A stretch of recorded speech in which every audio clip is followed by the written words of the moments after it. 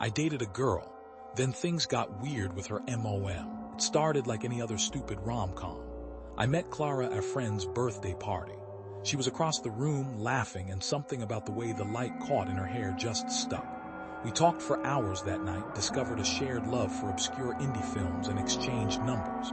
The next few weeks were a blur of dates, late-night phone calls, and that giddy feeling of falling head over heels. She was amazing. Smart, funny, beautiful. She was still in college, finishing up her degree while I was slaving away at my first job out of school, a soul-crushing data entry position. But it didn't matter. We made it work. After a few months, I met her parents. Her dad was a typical, friendly but reserved type.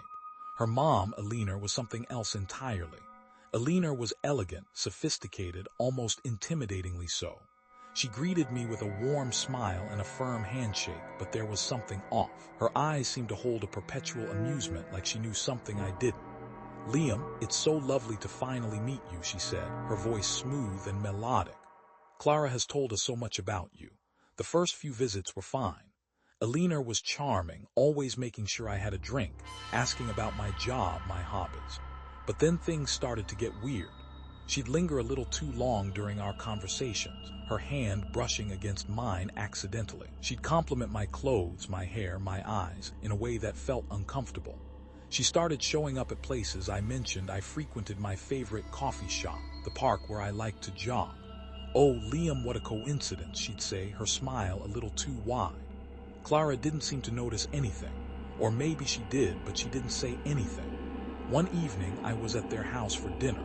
Clara was upstairs studying, and I was helping Eleanor set the table. "You know, Liam," she said, leaning close, her perfume filling my nostrils.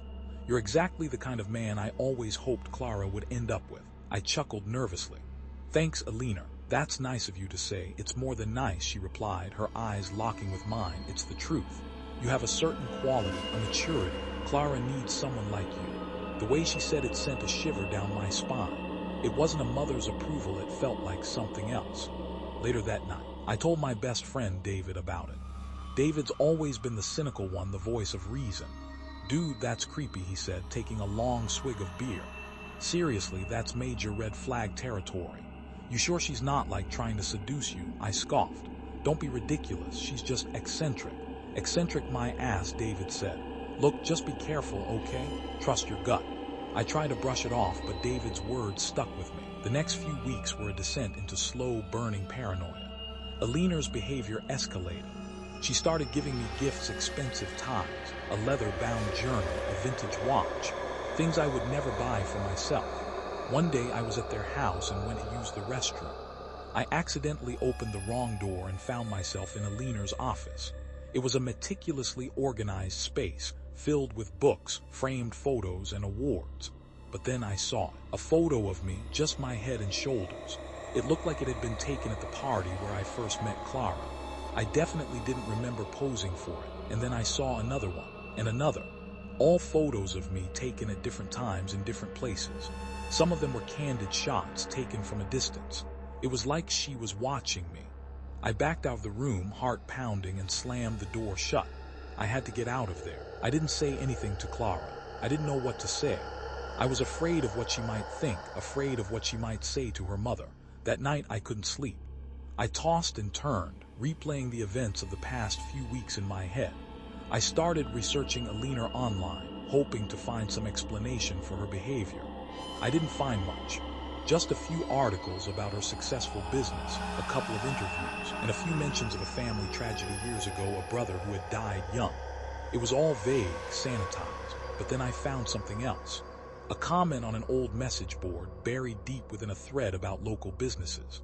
It was from someone claiming to be a former employee of Eleanor's company. "Something's not right with that woman," the comment said. "She's got a dark side. I saw things I can't talk about. Just stay away from her."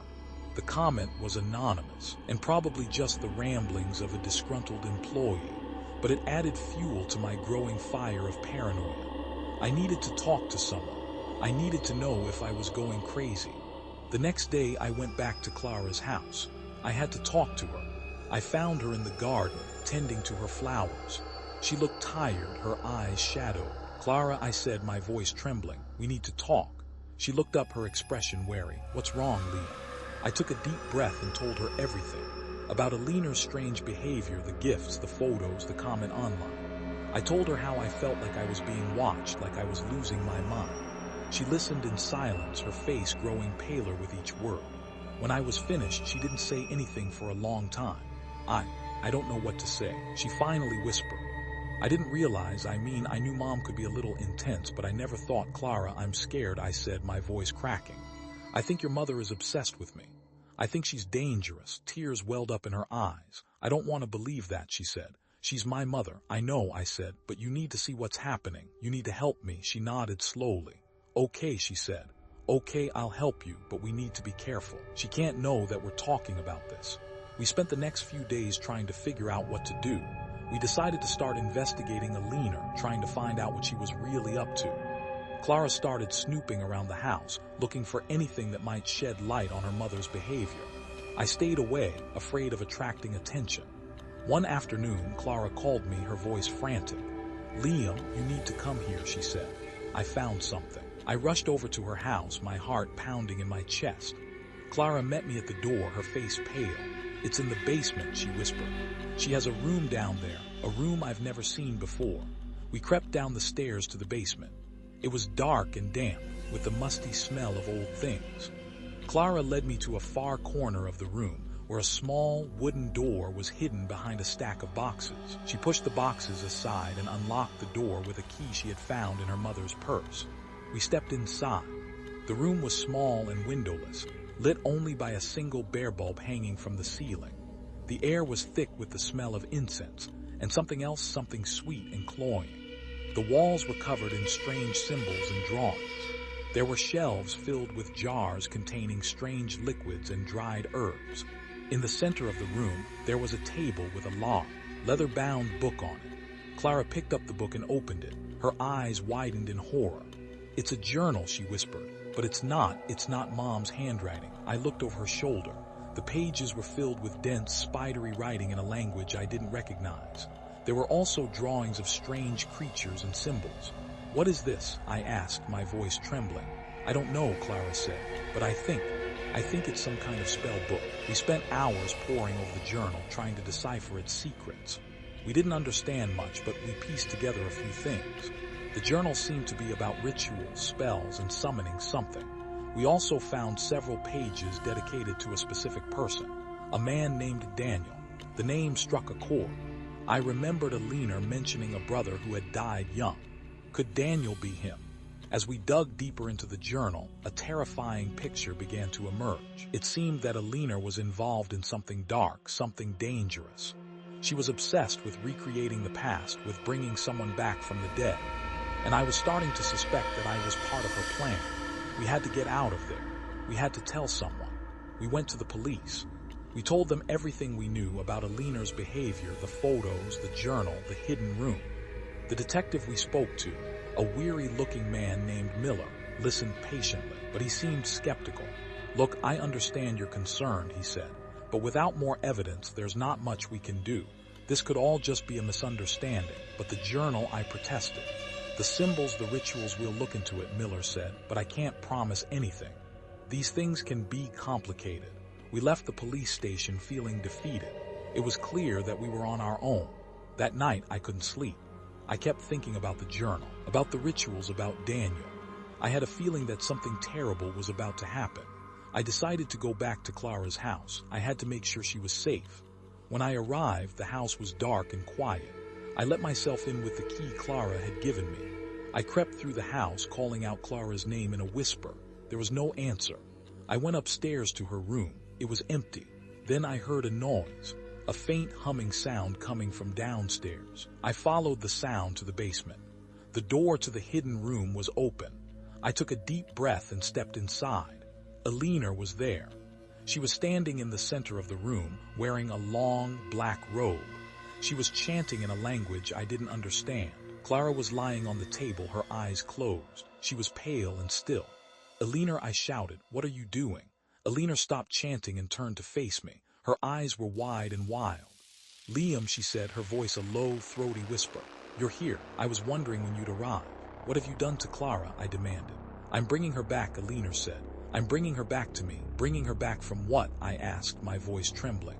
Eleanor smiled. From death, of course. I stared at her in disbelief. You're insane, I said. Insane? Eleanor laughed. No, Liam, I'm enlightened. I've discovered the secrets of life and death, and now I'm going to share them with you. She raised her hands and began chanting again. The symbols on the walls began to glow. The air grew thick with energy. I knew I had to stop her. I had to save Clara. I lunged at Eleanor, grabbing her arm. She screamed and pushed me away. We struggled, knocking over jars and books. Room spun around me. Then I saw it, a knife lying on the table. I grabbed the knife and held it up. Stop this, Eleanor, I said, my voice shaking, or I'll use it. Eleanor just laughed. You wouldn't, she said. Try me, I said. Eleanor's eyes narrowed. Very well, she said, but you can't stop what's coming. It's too late. She stopped chanting and stepped back. The glowing symbols faded. The energy in the room dissipated. Clara stirred on the table. Her eyes fluttered open. Mom, she whispered. Liam, Clara, I cried. Are you okay? I don't know, she said. What happened? We need to get out of here, I said. Now. We helped Clara off the table and ran out of the room. We didn't stop running until we were outside in the fresh air. We called the police. This time, Detective Miller took us seriously. Eleanor was arrested. The police searched her house and found the hidden room, the journal, and all the other evidence we had told them about. She was charged with attempted murder, among other things. Clara was traumatized by the experience. She spent weeks in therapy trying to come to terms with what had happened. Our relationship was never the same. The trust was broken. We tried to make it work, but it was too much. We eventually broke up. I tried to move on with my life, but I couldn't shake the feeling that something was still wrong. I kept having nightmares about Eleanor, about the rituals, about the hidden room. I started seeing a therapist myself. He told me I was suffering from post-traumatic stress disorder, but I knew it was more than that. I knew that Eleanor had awakened something inside me, something dark and unsettling. One day I was walking down the street when I saw something that made my blood run cold. A woman was standing on the corner watching me. She was wearing a long black robe. Her face was hidden in shadow. I stopped and stared at her. She didn't move. Then she raised her head and looked at me. Her eyes were wide and wild. It wasn't Eleanor, but it was someone who looked just like her. A younger version of her. She smiled.